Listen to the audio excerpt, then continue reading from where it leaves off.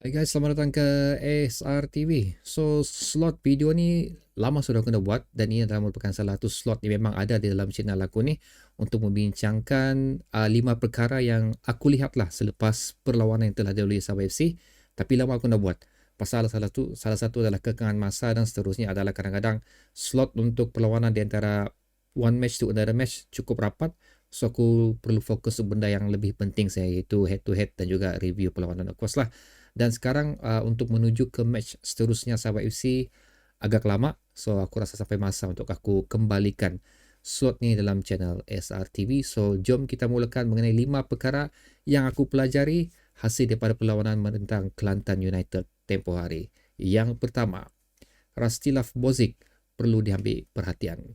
So kalau kita tengok hasil daripada perlawanan yang dilalui Sabah FC ini, banyak benda yang kita kena contohi ataupun kena tengok sini lah. Yang paling utama di sini adalah yang pernah aku mention di video sebelum ni adalah ini adalah kali kedua Rastislav mengemudi pasukan Sabah FC secara sepenuh masa selama 90 minit.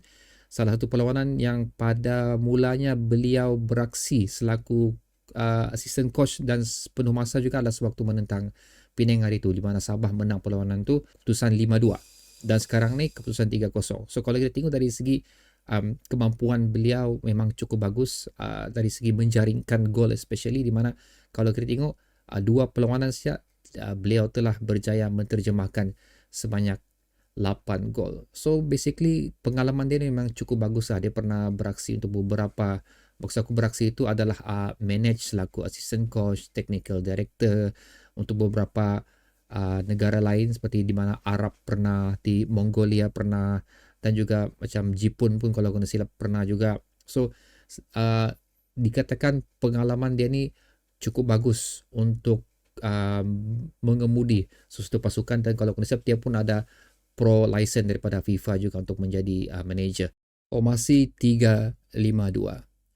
Pada mulanya untuk perlawanan menentang Kelantan United ni aku menganggap Sabah FC terus akan kekal menggunakan formasi 3-4-3. Tapi apa yang memeranjatkan aku dan membuat aku rasa excited untuk tengok perlawanan ni apabila aku melihat satu formasi baru telah diperkenalkan di mana formasi 3-5-2 telah digunakan untuk perlawanan ni. Pada mulanya aku agak ragu-ragu juga kerana tidak ada kabar berita pun daripada mana-mana sumber yang boleh aku percayai setakat ni menyatakan akan ada satu pengenalan terbaru cuba dilakukan pada perlawanan ni dan aku agak risau yang dia tidak akan menjadi. Tapi sewaktu perlawanan tu dijalankan, aku nampak keberkesanan 3-5-2 tu.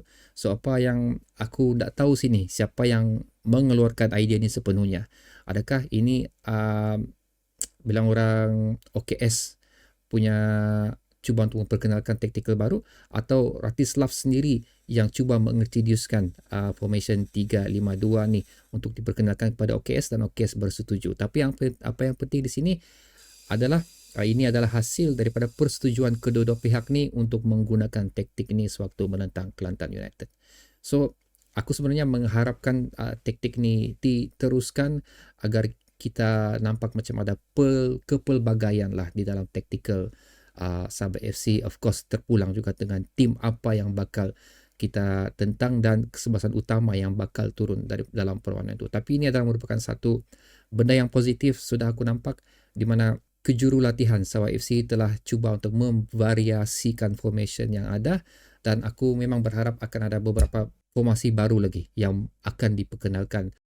Sadil kunci utama. So kita sendiri tahu sewaktu ketiadaan Sadil oleh kerana kecergasan beliau tidak sampai di tahap yang sepatutnya telah membuatkan beliau tidak berada ataupun tidak disenaraikan dalam kesebelasan utama bersama Sabah FC agak lama juga dan kita sendiri tahu apa impact dia untuk Sabah FC di sepanjang beberapa perlawanan tersebut.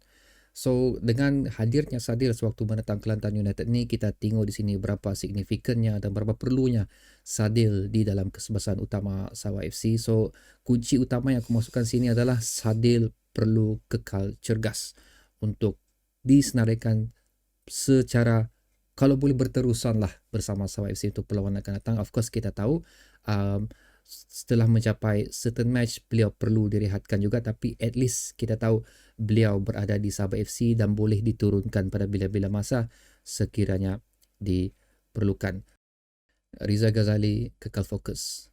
Kenapa aku selitkan Riza Ghazali dalam 5 perkara yang aku pelajari daripada perlawanan ni adalah merupakan kerana lebih kepada mentally atau emosi Riza Ghazali. Kita tahu pada musim lepas Riza Ghazali mengalami isu dengan keluarga yang kita sendiri tahulah melibatkan kesihatan orang tua Riza Ghazali, dan dikenakan lagi pada tahun ni ada kes lagi yang beliau lalui. Tapi apa yang penting di sini bagi aku boleh dipelajari oleh semua pemain Sabah FC, terutamanya pemain muda Sabah FC, adalah macam mana Riza Ghazali mengawal emosi beliau dan mampu diteruskan di dalam kebesaran utama Sabah FC dan kekal berada di level yang sepatutnya. Kita sendiri tahu Sabah FC sekarang, especially musim ni, tidak berapa konsisten keputusan yang telah dilalui setakat ni. Tapi apa yang penting, kalau kita tengok permainan Riza Ghazali, tak kisah Sabah kalah ataupun of course Sabah menang perlawanan tu, tapi Riza Ghazali tetap memberikan 100% untuk perlawanan-perlawanan tersebut, dan dia, aku boleh katakan, antara Mr. Consistent lah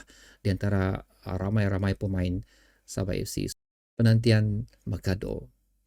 Kalau kamu ada follow video ulasan aku untuk perlawanan Sabah menentang Kelantan United ni, aku dah mengatakan ia adalah merupakan salah satu perlawanan terbaik yang telah Sabah FC lalui. Tapi apapun, aku faham ini adalah merupakan tim yang berada di bottom league setakat ni. Tapi kita kena tahu juga yang Sabah pernah tewas waktu menentang PDRM. So walaupun perlawanan ini nampak macam kecil, tapi kepentingan dia memang cukup tinggi untuk kita tahu sejauh mana fokusnya, sejauh mana konsistennya Sabah FC, dan telah terbukti di perlawanan ni. Tapi apa yang kurang, yang macam bila orang cakap satu benda ramuan yang tertinggal untuk melengkapkan lagi apa yang telah ditampilkan oleh pasukan Sabah FC pada perlawanan ni, adalah perlu adanya satu individu yang berada di bahagian forward, beraksi selaku pure forward yang mampu untuk menterjemahkan peluang menjadi gol kepada Sabah FC. Dan of course, tidak lain tidak bukan lagi yang kita nantikan adalah kelibat import baru yang telah diambil oleh Sabah FC, iaitu Ramon Mercado kalau masih silap nama dia. Dan of course kita ingin melihat juga Darren Lock berada dalam kecergasan beliau. At least 2 option terbaik ada di bahagian hadapan kita, dan kita tidak perlu lagi mengharapkan Badrul Bakhtiar untuk mengisi kekosongan tersebut, kerana kita tahu Badrul Bakhtiar bukanlah pure forward, tapi walaupun mana pun aksi yang telah beliau tampilkan cukup bagus. So aku nak sabar untuk bermulanya bukannya jendela kedua. So dikatakan Mercado boleh beraksi sewaktu menentang Kuching City nanti. So okay guys, itu adalah 5 perkara yang telah aku pelajari hasil daripada perlawanan sewaktu menentang Kelantan United ni. Dan of course kalau kita mau go through 90 minutes, sebenarnya bukan 5 perkara yang dapat kita lihat, tapi ini again adalah benda-benda yang bagi aku obvious untuk aku kongsikan kepada kamu. Dan seperti biasa, kalau kamu ingin tambah lagi pendapat kamu mengenai apa benda yang kita pelajari hasil daripada perlawanan menentang Kelantan United tu, sila tekannya di ruang komentar di bawah. Sehingga kita berjumpa lagi di video akan datang guys. Assalamualaikum.